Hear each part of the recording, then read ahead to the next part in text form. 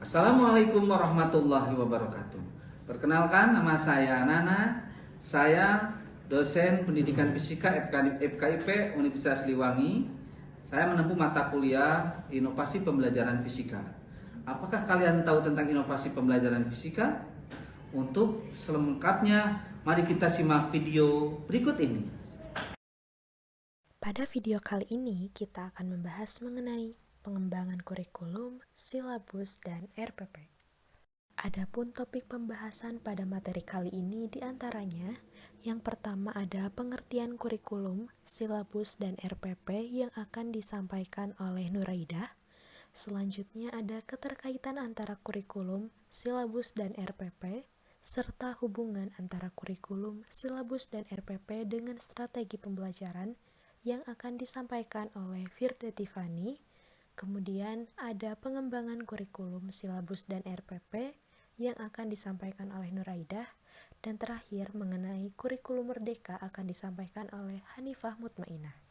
Oke, sekarang kita akan membahas terkait dengan pengertian kurikulum, silabus, dan RPP. Yang pertama itu mengenai tentang kurikulum. Kurikulum ini sebagaimana telah diketahui bahwa kurikulum ini merupakan salah satu pedoman dalam sistem pendidikan nasional sebagaimana yang tercantum dalam Undang-Undang Nomor 20 Tahun 2003 tentang Sistem Pendidikan Nasional ayat 1 ayat 19 pasal 1 yang menjelaskan bahwasanya kurikulum ini merupakan seperangkat rencana dan pengaturan mengenai tujuan, isi, dan bahan pelajaran serta cara yang digunakan dalam kegiatan pembelajaran untuk mencapai tujuan pendidikan tertentu. Nah, menurut Nana sendiri pada tahun 2022 berpendapat bahwa kurikulum itu tidak terbatas hanya pada sejumlah mata pelajaran saja, tetapi juga mencakup semua pengalaman belajar ataupun learning experience yang dialami siswa dan mempengaruhi perkembangan pribadinya yang diperoleh bukan hanya dari lingkungan sekolah saja, tetapi lingkungan keluarga maupun lingkungan masyarakat. Di pengertian tersebut, seyoginya yang merancang, melaksanakan, dan mempertanggungjawabkan kurikulum itu sendiri adalah sekolah atau guru sebagai ujung tombak di lapangan yang lebih mengetahui dan memahami kondisi peserta didik sesuai dengan latar belakang. Kemudian pengertian silabus. Nah, silabus ini adalah suatu rencana yang mengatur kegiatan pembelajaran dan pengelolaan kelas serta penilaian hasil belajar dari suatu mata pelajaran. Nah, silabus ini merupakan bagian dari kurikulum sebagai penjabaran standar kompetensi ke dalam materi pembelajaran, kegiatan pembelajaran, dan indikator pencapaian kompetensi untuk menilai hasil belajar siswa. Sedangkan untuk pengertian dari RPP ataupun rancangan pelaksanaan pembelajaran itu merupakan rencana yang menggambarkan prosedur dan pengorganisasian pembelajaran untuk mencapai suatu kompetensi dasar yang ditetapkan dalam standar isi dan dijabarkan dalam silabus. Nah, RPP ini merupakan persiapan yang harus dilakukan guru sebelum kegiatan mengajar. Nah, persiapan di sini dapat diartikan sebagai persiapan tertulis ataupun persiapan mental, situasi emosional yang ingin dibangun, kemudian lingkungan belajar yang produktif termasuk meyakinkan pembelajar untuk mau terlibat secara penuh. Sedangkan cakupan dari RPP itu sendiri itu termasuk di dalamnya ada data sekolah, mata pelajar, dan kelas ataupun semester, kemudian ada materi pokok, alokasi waktu, dan tujuan pembelajaran, KD, dan indikator pencapaian kompetensi. Kemudian ada materi pembelajarannya juga, ada media alat dan sumber belajar, kemudian ada langkah-langkah kegiatan pembelajaran juga, kemudian yang terakhir ada penilaian. Keterkaitan kurikulum, silabus, dan juga RPP. Nah, antara kurikulum, silabus, dan juga RPP ini saling berkaitan. Jika silabus itu menjabarkan ke materi yang lebih spesifik, maka RPP menjabarkan silabus lebih rinci sampai bagaimana strategi penyampaian itu tercantum dalam RPP. Maka dapat disimpulkan bahwa kurikulum, silabus, dan RPP saling berhubung satu sama lain. Selanjutnya, kemudian ada membahas terkait dengan hubungan kurikulum, silabus, dan RPP dengan strategi pembelajaran. Nah, RPP ini dibuat berdasarkan silabus, sedangkan silabus ini adalah jabaran dari kurikulum agar pendidik lebih mudah untuk membuat RPP dengan menerapkan strategi pembelajaran yang tetap. Tentu keberhasilan perubahan kurikulum pun dapat tercapai. Kemudian metode pembelajaran ini merupakan bagian dari strategi pembelajaran di mana metode pembelajaran itu berfungsi sebagai cara menyajikan, menguraikan, memberi contoh, dan memberi latihan kepada siswa untuk mencapai tujuan tertentu. Pembahasan selanjutnya mengenai pengembangan kurikulum, silabus, dan RPP.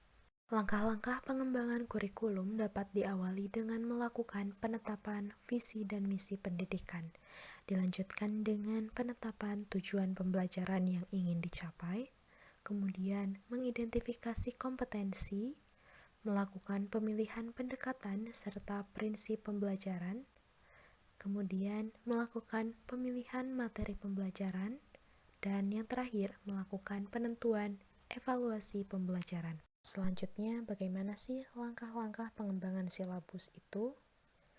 Pengembangan silabus dapat dilakukan dengan mengkaji standar kompetensi inti dan kompetensi dasar yang akan digunakan, kemudian merumuskan indikator pencapaian kompetensi, mengidentifikasi materi pokok, kemudian menentukan jenis penilaian, menentukan sumber bahan ajar, mengembangkan kegiatan pembelajaran, dan yang terakhir menentukan alokasi waktu pembelajaran. Selain kurikulum dan silabus, RPP juga memiliki beberapa langkah dalam penyusunannya.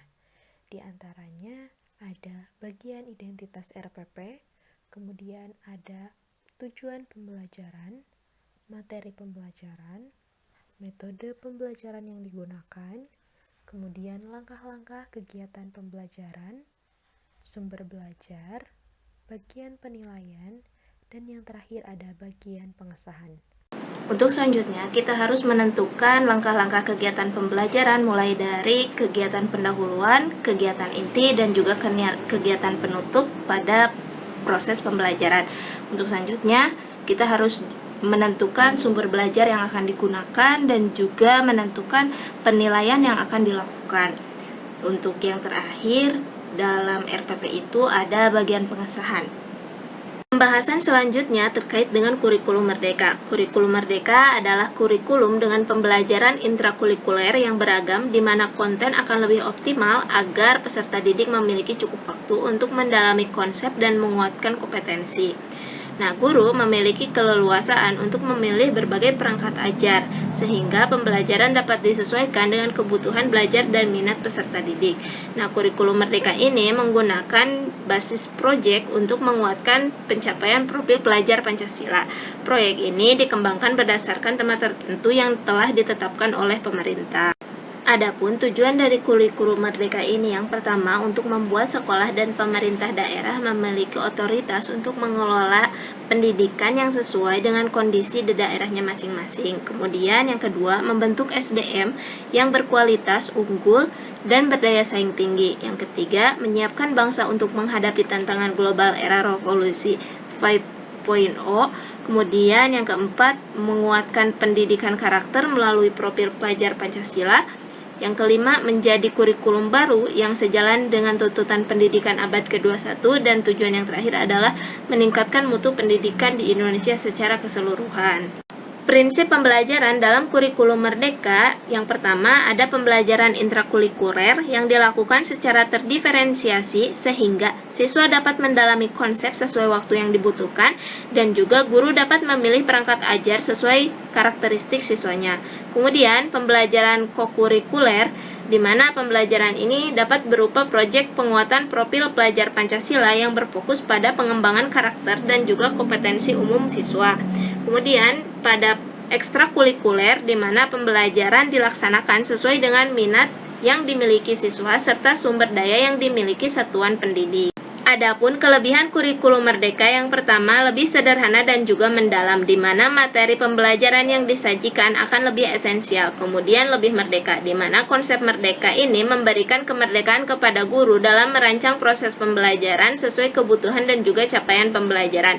Kemudian lebih relevan dan juga interaktif di mana pembelajaran akan relevan dalam kehidupan sehari-hari dan juga interaktif sehingga membuat peserta didik lebih tertarik dan juga bisa mengembangkan kompetensi yang dimilikinya. Selanjutnya ada perbedaan antara kurikulum 2013 dan juga kurikulum Merdeka, di mana fokus pembelajaran dalam kurikulum 2013 itu berdasarkan tematik, sedangkan kurikulum Merdeka itu pembelajaran holistik dan juga berdiferensiasi. Untuk tujuan pembelajaran pada kurikulum 2013 itu mengacu pada kompetensi inti dan juga kompetensi dasar. Sedangkan pada kurikulum Merdeka, tujuan pembelajaran tercakup dalam capaian pembelajaran atau CP dan juga alur tujuan pembelajaran. Kemudian, periode pencapaian untuk kurikulum 2013 itu adalah per tahun, sedangkan untuk kurikulum Merdeka itu per fase. Untuk struktur kurikulum, pada kurikulum 2013, jam pelajaran itu rutin per minggu, sedangkan untuk kurikulum Merdeka, target jam pelajaran itu per tahun untuk intrakurikuler dan juga proyek P5. Selanjutnya, dalam pembelajaran kurikulum 2013 itu menekankan pada pembelajaran saintifik, sedangkan untuk kurikulum Merdeka itu pembelajaran yang berdiferensiasi sesuai tahap capaian siswa. Selanjutnya ada kriteria kenaikan kelas, di mana dalam kurikulum 2013 ditentukan dari pusat, sedangkan untuk kurikulum Merdeka itu ditentukan oleh sekolah dan guru sesuai dengan kebutuhan. Sekian informasi yang dapat kami sampaikan. Terima kasih atas perhatiannya. Mohon maaf atas segala kesalahannya. Sampai berjumpa di pertemuan selanjutnya. Assalamualaikum.